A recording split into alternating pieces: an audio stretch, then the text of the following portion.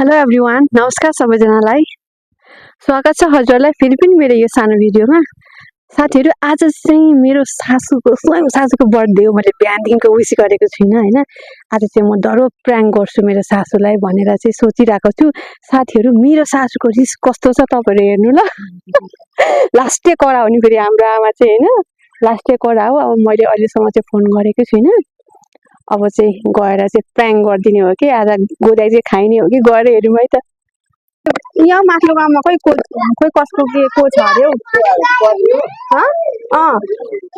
मलाई त पुरा रिस उठ्यो क्या। अनि मैले यहाँ आँखाको त सोध्नु आएको होइन नि त। मलाई यहाँ तपाईँले त अनि ईश्वरलाई त पुरा बोलाउनु भएछ त।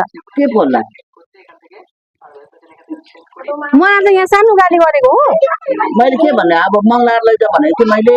अनि तपाईँ त पुरा अनि त्यहाँनिर बाहुनैमा सबैतिर मेरो पुरा कुरा गर्दै हिँड्नु भयो अरे।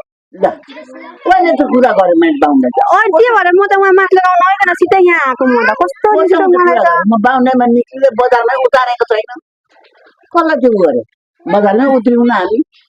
मलाई तिनीहरूले ढाँटे त उत्रेकै छुट्ने मलाई बरु त्यहाँबाट उगाउँदाखेरि त्यो मेकानिक हो। कस्तो तिमीले होइन सुनेको होइन तिमीले कसले भनेको? तिनजनाले कुरा गरे क्या। तिम्रो त सासू त खत्तम रहेछ, कस्तो कुरा गरेको तिम्रो भन्दै भन्छ अरे। मेरो आमाले त मलाई कहिले मेरो कुरा नगर्ने कसरी कुरा गरे मलाई त्यही भएर सोध्नु आएको क्या। त्यसो त कहिले नभन। म त भाइलाई पनि भन्दिनँ। मलाई त पुरा रिस उठेर आएको हो क्या म आज। अनि अनि अनि पुरा आमा त अनि पुरा कुरा गर्दै हिँड्नुहुन्छ अरे मेरो क्या।